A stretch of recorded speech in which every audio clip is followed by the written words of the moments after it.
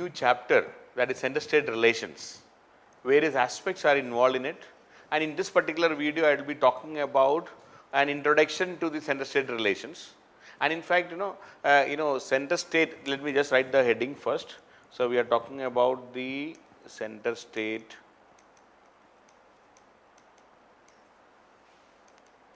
relations and introduction.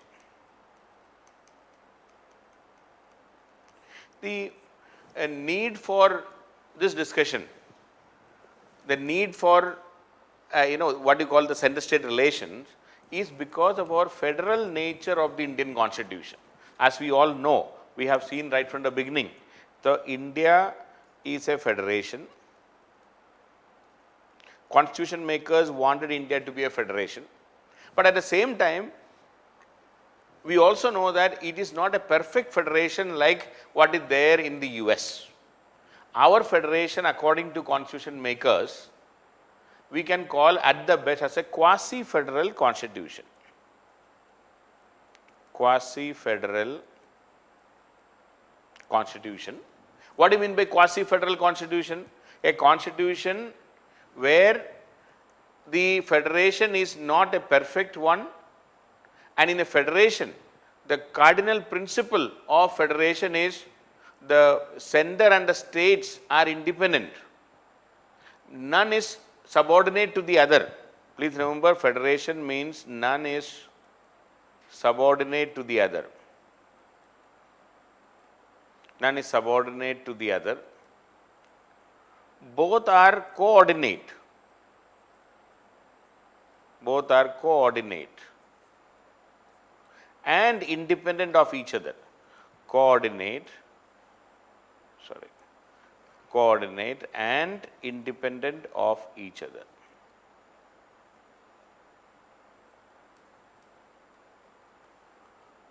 So none is subordinate, meaning the center as well as the states, they are not subordinate to each other, but they are coordinate and independent of each other. So we are talking about the relationship between the center and the states. None is subordinate to the other. The states are not subordinate to the center, and the center is not subordinate to the states. Both are coordinate and independent of each other. That is the see. Now we are talking about the center-state relations only because of this quasi-federal nature of the Indian Constitution. Because even though we are supposed to be coordinate and independent, in India we have a strong center.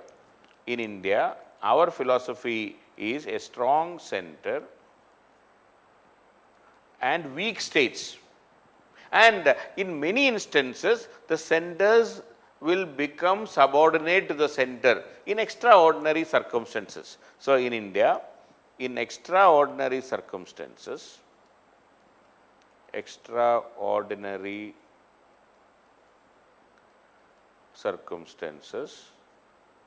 the states will become subordinate to the center.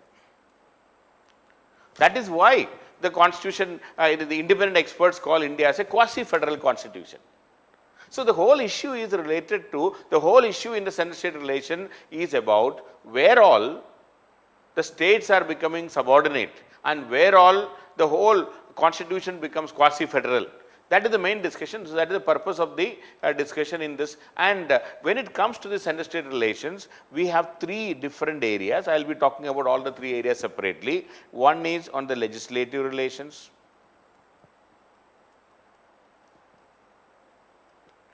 Another is in the administrative relations.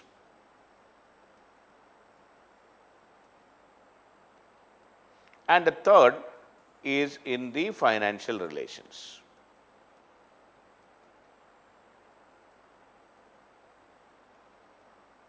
So when it comes to center-state relations, we are going to deal with three different aspects: the legislative relations, the administrative relations, as well as the financial relations. In all the three aspects, we can see that even though officially, as per the concept of the federation, both the center and the states are supposed to be equal, they are not equal.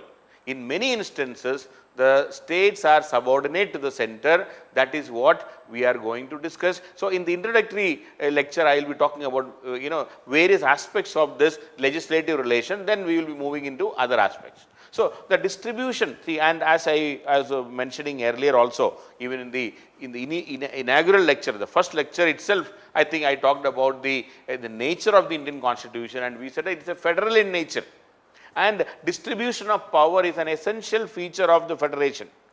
Distribution of power is an essential feature of federation. Distribution of power is an essential feature of federation, and the idea is to have a proper division, and this division is given in the Constitution itself. Please remember, it is in the Constitution itself. The division is clearly mentioned in the Constitution itself, and none is subordinate to the other. And in fact, the basic principle of federation is that the legislative, the executive, and the financial authority is divided between the center and the states by by the Constitution itself. Please understand, this is divided by the Constitution itself. And it is not, this division of power is not based on a law passed by the Parliament. Please understand this, it is by the Constitution itself and not based on a law passed by the Parliament. Meaning, it is not the center's charity, it is the right of the state, the power which is bestowed with the states. It is not the charity of the center.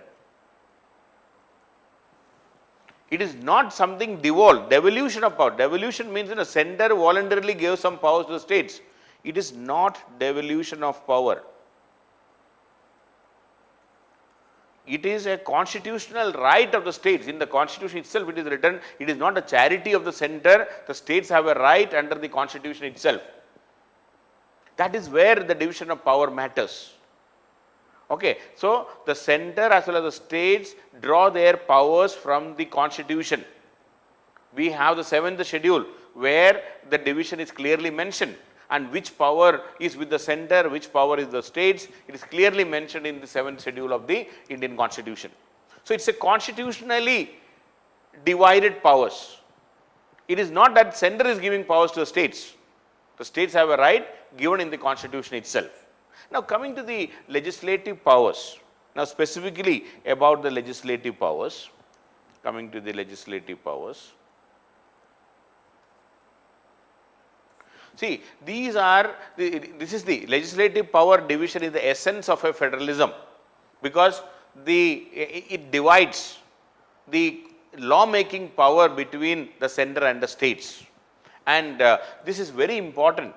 This is important in two reasons. Okay, the legislative power division is very important because of two reasons. The division of power, the division of the legislative power is important because of two reasons. Number one, this demarcation of the legislative power, in which all areas you can, legislative power means in which all areas you can make law. The demarcation of the legislative power helps in defining the boundary of the executive power. The first advantage, why legislative power division is important? Number one, the demarcation. The demarcation of legislative power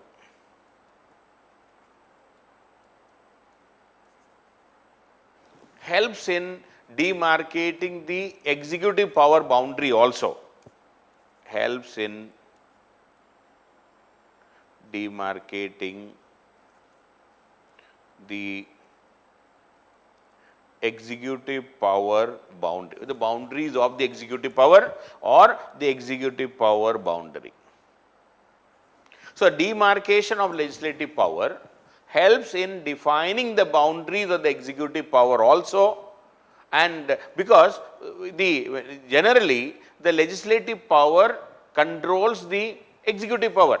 So, when legislative power is defined, the executive power is also defined. That is number one. Then, in number two, it is very easy to verbally formulate with reasonable precision the various aspects of the legislative power. Number two reason why the legislative power division is important, it is comparatively easy.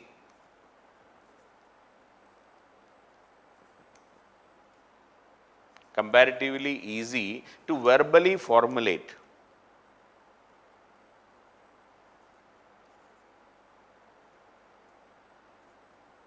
Comparatively easy to verbally formulate with reasonable precision the various topics on which legislative power can be exercised. Formulate the various topics of legislative power to be exercised.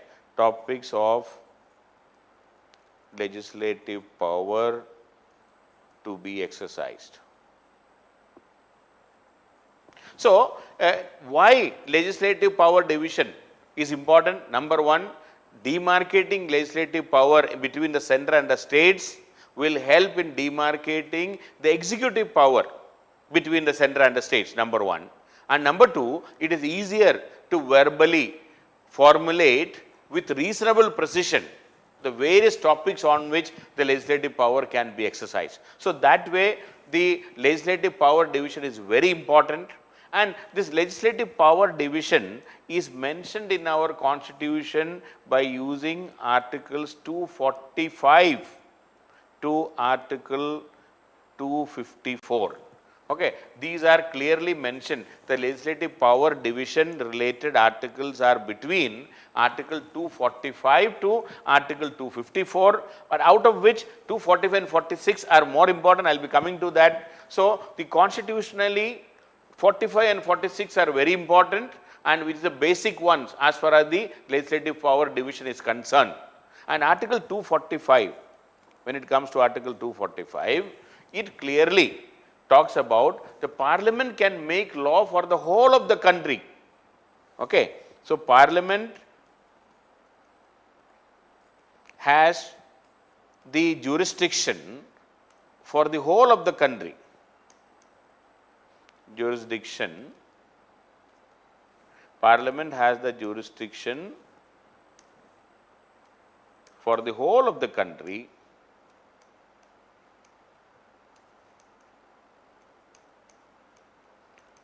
whereas the state legislative assembly has the jurisdiction for only that state. So, parliamentary power, the central list, if in the central list, if the union list, if the parliament makes a law, that is for the whole of the country, or if they are specifying for a particular part, it will be applicable to that part only. But parliament has the freedom to decide up to what extent, what territorial extent. So, article 245 deals with the territorial extent. Territorial extent of the laws passed by the parliament. Laws passed by the parliament, as well as the territorial extent of the laws passed by the states. See, if a state government, a state legislative assembly passes a law under the state list, its territorial extent is only that state, only within that state.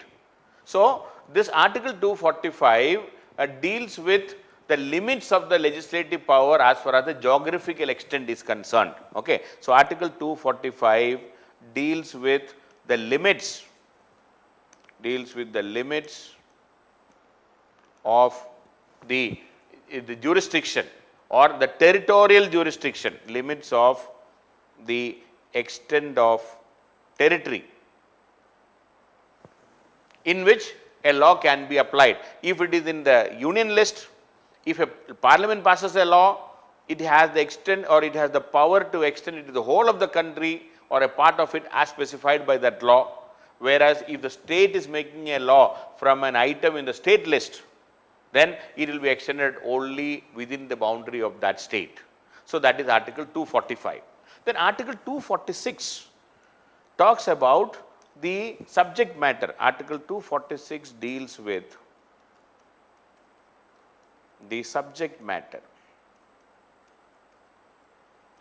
what all items can be taken up by the parliament or the states. Article 246(1) very clearly mentioned, it says parliament has exclusive power to make laws with respect to any matter mentioned in the list 1. Okay, parliament has exclusive power.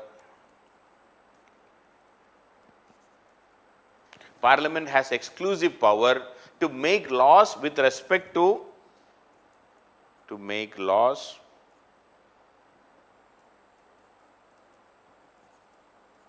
with respect to any matter enumerated in list 1, to any matter enumerated in list 1 of the 7th schedule, and the list 1 of the 7th schedule is the union list. List 1 is known as the union list. So parliament has exclusive power to make laws in list 1 or the union list. Similarly, the states have the number 2, it says article 246(2) says that the parliament and the states have the power to make laws in list 3, that is concurrent list. Parliament and states, state legislative assemblies have the power to make laws in list 3, that is concurrent list.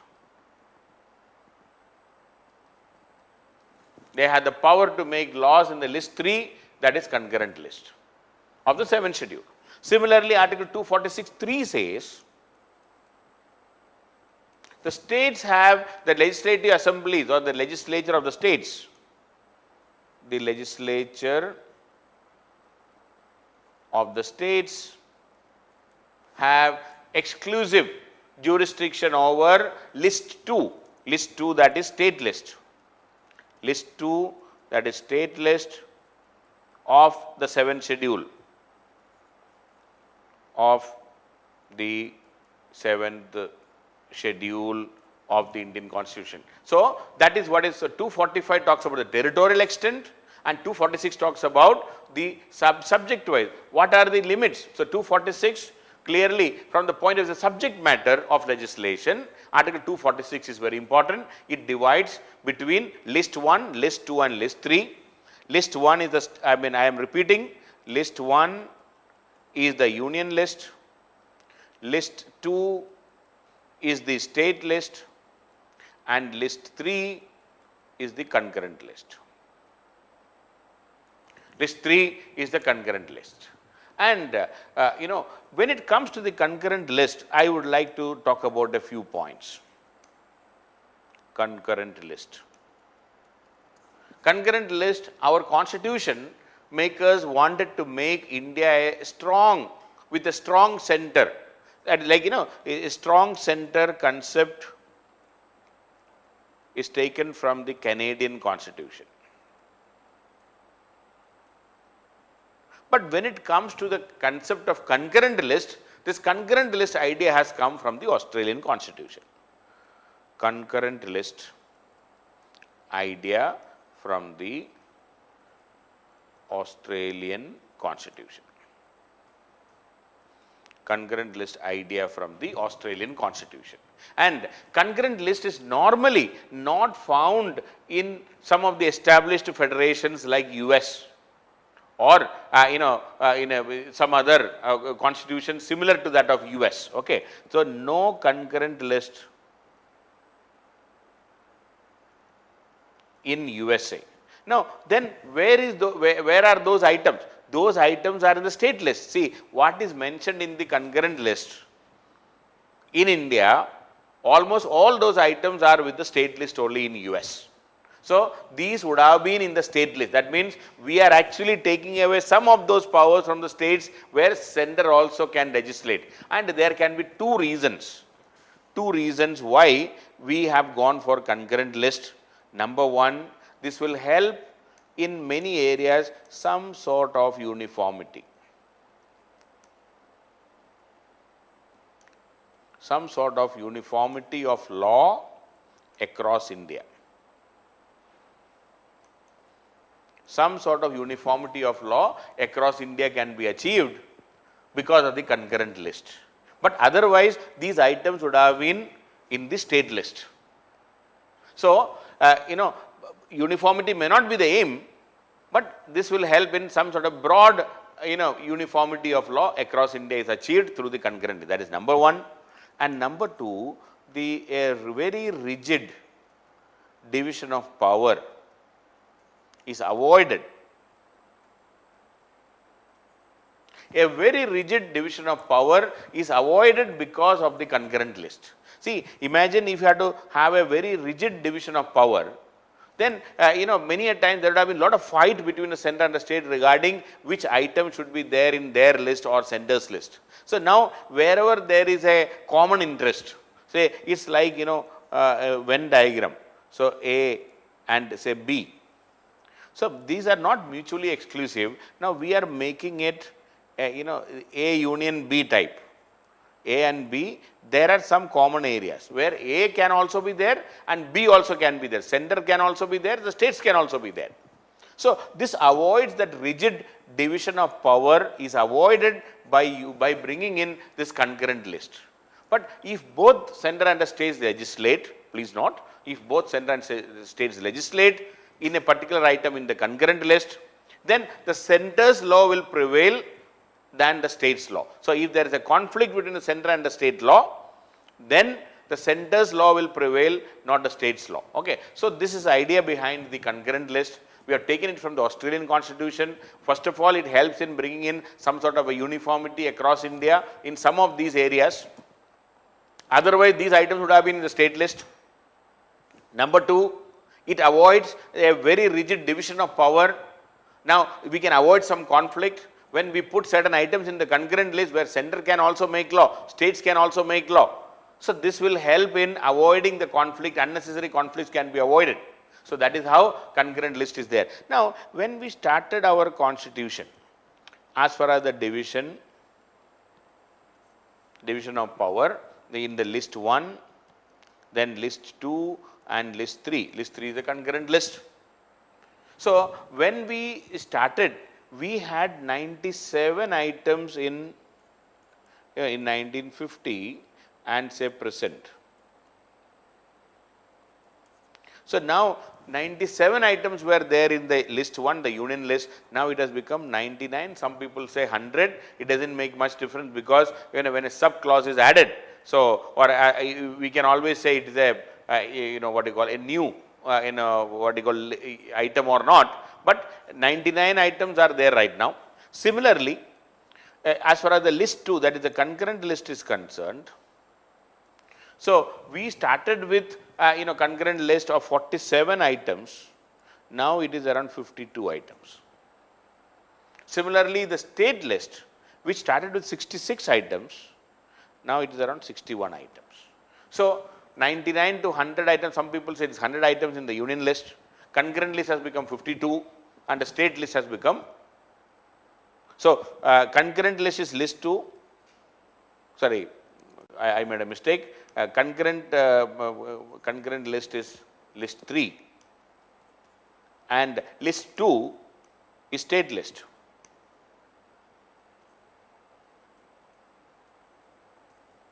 Now, concurrent list has increased, the state list has decreased from 66 to 61. Okay. So state list is only 61 items right now, that is in the list 2, and concurrent list is list 3. Okay. That is where center and the states can legislate. So it has increased from 47 to 52. So that is the division between what was there in the beginning of the constitution and the present division. That is one aspect. Now, one more point I would like to add here as a part of this introduction to this legislative powers and all, when it comes to the residuary powers. Residuary power means what is left out. We have divided everything, but if there is still something left behind, Article 248 deals with that. Article 248 deals with residuary power. That means after dividing everything, if something is still left out, then we call it as the residuary list. And these residuary powers are left with the parliament, are this is vested with the Parliament.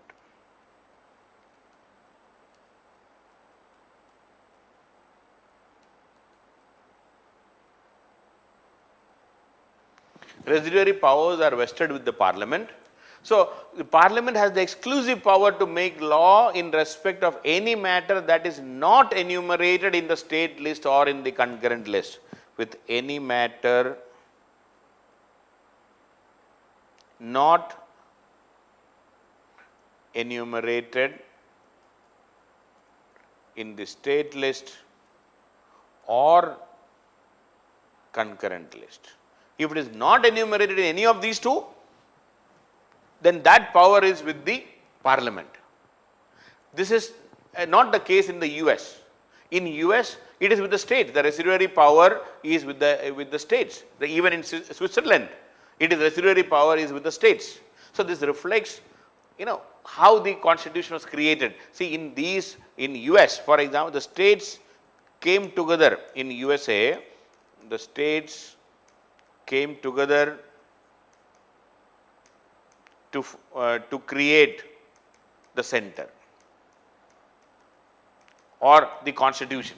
Whereas in India, the center was already there, the union was already there, India was already created, then we created the states. So whoever has created the states or constitution, they kept the residuary power with them. The states created the center, the states joined together to create the constitution. So the residuary powers are with the states in the US. In India, the center, the government of India came to power first. We got independence, India got independence first, then we tried to create a constitution, and through the constitution we tried to create states. Through the constitution we tried to divide the powers, but the central government was doing everything. That is why the residuary powers are left with the center. Okay. So Article 248 very clearly says the residuary powers are with the center, but as a matter of gesture and all, in one of the interstate council meetings in, I think, year 2000, many years before, it was decided that these residuary powers, some of them can be given to the states also, but how far it has been implemented and all, we don't know. There are many items which are not mentioned in the constitution right now in the list, because many things emerged later on. Maybe cyber security. Cyber security, where is it mentioned in our constitution? No, it may not be mentioned in the constitution at all, because that was not a thing to be talked about in 1950. Cyber law. So that's a good example where, which is not mentioned in the constitution, but now it is coming. So it will be coming under the center now because of Article 248, the residuary powers. Now, just to have an understanding, I already mentioned the list 1, the union list. There are 99 items, I said. 99 items in the union list. Some of the prominent items in the union list I would like to mention, defense, atomic energy, external affairs. Okay. Then citizenship, naturalization, citizenship, alien, railways, highways, shipping, airways, rail, highway, airways, shipping, etc. All of them. Then post and telegraph.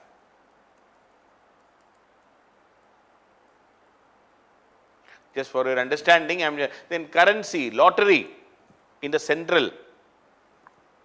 Currencies,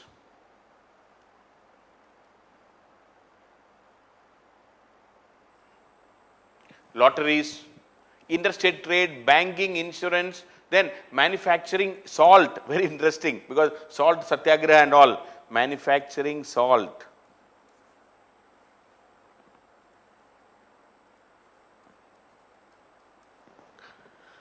Banking, insurance, patents.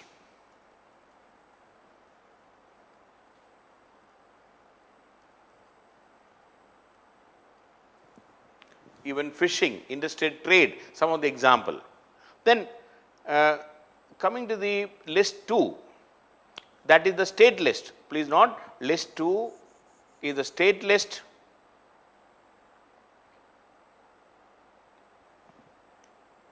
list 2,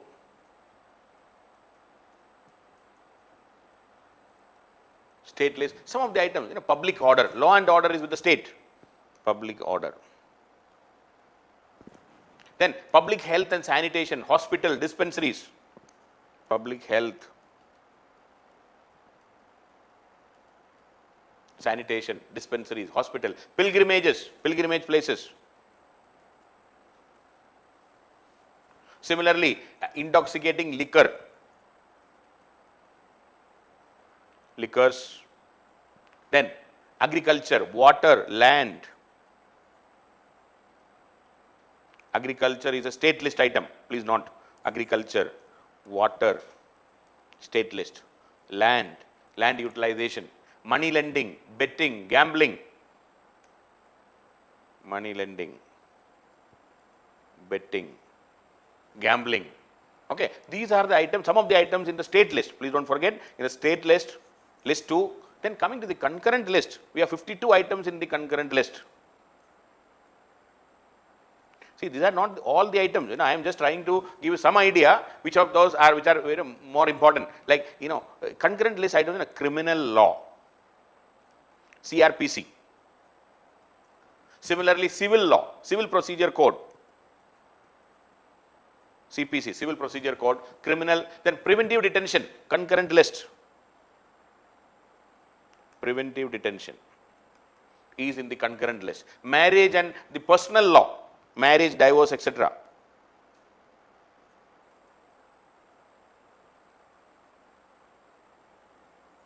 in the concurrent list.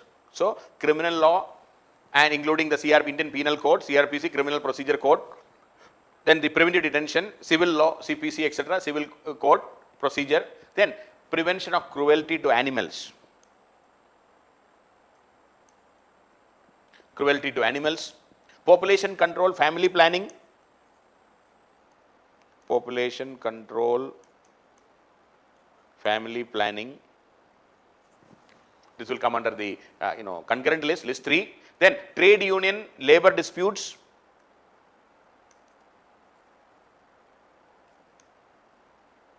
See, I have just identified some of them which may be asked even in the preliminary exam, whether it is in the concurrent list or in the state list. So, some idea, please don't forget, this is education, technical education, medical education, universities, the entire education. Please remember, health is in the state list, whereas education is in the concurrent list. It has been converted, it has been changed into the concurrent list later on, not in the beginning. Then, other infectious, the prevention of the extension from one state to another of infectious and contagious diseases. Infectious and contagious diseases. Infectious and contagious diseases. So, that is in the concurrent list. Then, factories, even electricity. Please note, factories, electricity in the concurrent list.